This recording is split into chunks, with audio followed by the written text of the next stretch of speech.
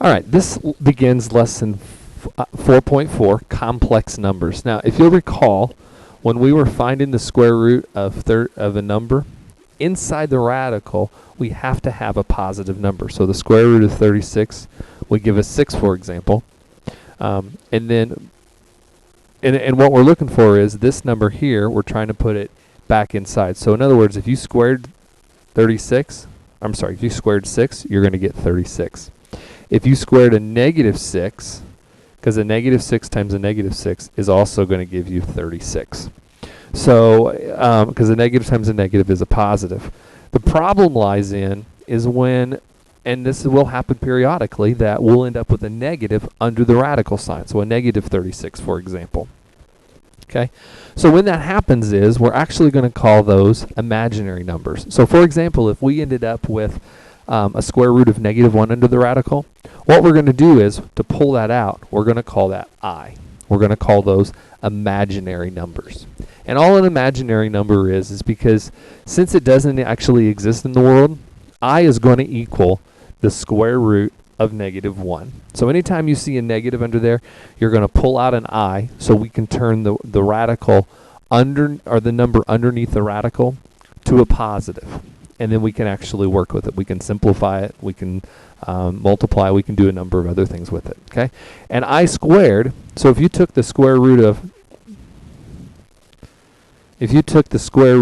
negative 1 and you actually squared it, what happens is, remember the square causes the square root to go away. So we actually are going to end up with negative 1. So anytime you see the phrase I squared, we're going to refer to that as negative 1. Okay? The standard form, so when we're writing imaginary numbers, the standard form we're going to look is going to be A plus BI. Okay?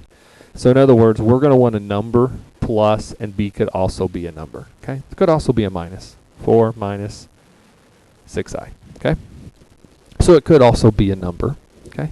So if we wanted to simplify this, for example, we do not want any negatives under the radical sign. So when we're doing this, this would simply end up being I, to pull out, actually let's do it this way. Two numbers that can multiply together to get a negative 5 would be a square root of negative 1 times the square root of 5. Okay? Now at this point, remember the square root of negative 1 is I. Square root of 5 doesn't simplify, so we're done. To simplify it would just be I square root of 5. Okay? If we did the negative 4, we're going to do it the same way. We're going to pull out that negative 1 times the square root of 4. So negative 1 turns to I. Square root of 4 is 2. And typically, just like when we're writing variables, the coefficient is going to go first. Okay? All right. If we squared an object, let's say we had I times a square root of 5, and we're going to square it. Well, if we split that up, we get I squared times the square root of 5, and we're going to square it. Well, I squared ends up being negative 1, and remember the square and the radical both cancel each other out, so we get 5. So this one simply simplifies to negative 5. Okay. Next example, we have I squared times square root of 9, and we're squaring it also, because we have to distribute the square to both of them. So I squared gives us negative 1. The square root of 2 cancels out, and we're left with 9. So our answer in this case would just be 9. Okay? So if we were actually going to solve an equation, let's review back to the lesson that we did before. And we wanted to solve 3x squared plus 10 equals 26. And we wanted to solve this. So if we actually solve this, since there's an x squared term and no other x, then we can actually subtract 10. And we get 3x squared equals negative 36. And then the next step would be that we would want to make sure, remember when we're solving this, we have to actually divide by 3, and we get the x squared term all by itself. But our x squared term, if you notice, ends up being a negative 12. So when I square root that, I get x, because the square and the square root cancel each other out, square root of negative 12. remember, I can't have a negative under there, so I'm going to pull out the negative. And the negative square root turns to I. The square root of negative 1 turns to I. And we get the square root of 12. So when I'm doing 12, remember I have to split it up. 2 times 6. And then this gets split up into 2 times 2. Okay, so for every 2, I'm going to pull one of them out. So it ends up being, and since we're solving for it, it's going to be plus or minus 2. And we're left with the 3, square root of 3, as our final answer. Okay, oops, and our I. So our final answer is going to be, let's try this again. Our final answer is going to be plus or minus 2I square root of 3. Okay, all right. When we're adding and subtracting them, it's just like adding and subtracting polynomials.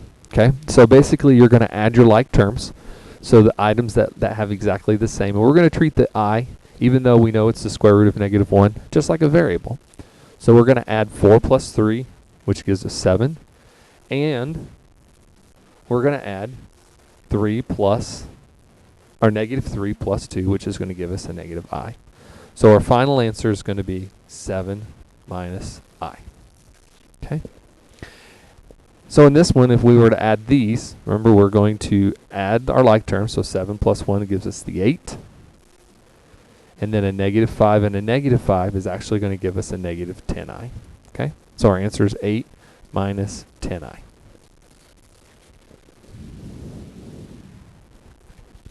All right. Now remember, when we're subtracting, just like when we're subtracting polynomials, the second one has to change all the time. So in other words, we've got to distribute this negative. So we get 4 minus 3i plus, and we distribute the negative. So it turns to a negative 3 minus 2i. Combine our like terms. 4 and negative 3 gives us 1. 3i, negative 3i and negative 2 gives us minus 5i. Okay? Next example, again, we're going to have to distribute this negative. So I get 7 minus 5i turns to a plus, and I get negative 1 plus 5i. Okay? So 7 and negative 1 gives me 6. Negative 5i plus 5i. Well, actually, those cancel out. So my final answer is 6. Okay? When you're multiplying polynomial, when you're multiplying, whenever you have a monomial, remember it's just one term with no plus or minus, then I can distribute. So it's going to be 5i times negative 2, so that gives me negative 10i. And then I get plus 5i squared. Now, you always need to make sure and clean this up. And remember, I squared is negative 1, so negative 1 times 5 gives us a negative 5. And we bring down the negative 10i. But remember, our number always needs to end up first, so we need to write it. Negative 5 minus 10i as our final answer. Okay? On the bottom one, whenever you're multiplying two binomials, you need to FOIL these.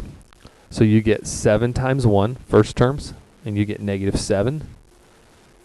Outer terms, 7 times 2 gives us plus 14i. Then you multiply the inner terms, and that gives me negative 4i times 1 gives me a plus 4i. And then negative 4 times 2 gives me a negative 8i squared. Well, and if you'll recall, negative 7, 14 plus negative 4 gives me a plus 18i. And then the I squared gives me a negative 1 times a negative 8, turns that to a positive 8. So 8 plus 7 gives me a 1 plus 18i, because the constant comes first. Okay? All right, so let's do one more of those, just as an example. And we're going to multiply them again. So when we multiply, we get 6 times 6 again, which is 36, because we're just foiling. 6 times negative 3 gives me a negative 18i. Inner terms, we get a plus 18i. Positive 3 times negative 3 gives me a negative 9i squared. So if we notice, 36, the middle term here cancels out, and I get, and remember, I squared gives me a negative 1. So I take negative 1 times negative 9, and that turns to a plus 9, which gives me a 45. Okay. All right. So moving on, the only other one would be dividing. And so if you'll notice here, whenever I multiply a positive, this 6, and when these are exactly the same, this is also called a difference of squares. So when you do that, we eliminate the i's when you multiply it by a difference of squares. So one has to be a positive and one has to be a negative. So when we're looking at dividing complex numbers, one of the first things that we need to look at is we need to eliminate this bottom here. And remember, I is the square root of negative 1, and we can't have any radicals in the bottom. So the way we eliminate this I in the bottom is we're going to multiply by, we're going to change this minus to a plus. So it's going to turn to 1 plus 2i. Okay? So the top, we're going to FOIL it just like we've been foiling it. 5 times 1, 5. 5 times 2i gives me 10i. 3i times 1 gives me 3i. And 3i times 2i gives me 6i squared. Okay? And the bottom, if you notice, here's what happens. 1 times 1 is 1. 1 times 1 times 1. 1 times 2i gives me plus 2i. Negative 2i times 1. And then negative 2i times plus 2i gives me a negative 4i squared. Okay? But if we watch, when we do our cleanup, we get, if we take care of the top first, we get our 5, 10i, and 3i gives us 13i. And remember, I squared is negative 1 times 6 turns us to a negative 6. We get 1 on the bottom, we get 1. 2i and negative 2i actually cancel each other out. I squared is negative 1. Negative 1 times negative 4 turns us to a plus 5. Okay.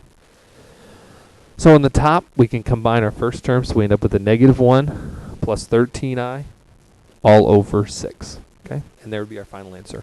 The only other thing that you could possibly do, this one doesn't work, but if you can divide all three of these by the same number, then you would need to take it that one last step. Okay? All right, last example is, we're actually going to change this one. I apologize. So we're going to eliminate this one. Let's delete this. So here's the actual example I wanted you to do. It's 2 minus 7i all over I. Now, whenever you end up with a term, if you notice the one that we did before on the previous slide had was a binomial. It was 1 minus 2i. This one is a monomial, and our denominator is just I. So whenever you have that, then you multiply it by an I. Because what's going to happen is, if I distribute this, 2 times I gives me 2i. And then, remember, we get negative 7i, because I times I is I squared. And on the bottom, we get I times I, which is I squared. Okay? So, 2i, I squared is negative 1 times a negative 7 gives me a plus 7. And on the bottom, I end up with a negative 1. So the last only cleanup that we can do is, first of all, remember our number needs to end up first. And we put it under negative 1. This can be simplified and cleaned up because we can divide all these by a negative 1. 7 divided by a negative 1 is negative 7. 2 divided by negative 1 is negative 2i. Okay?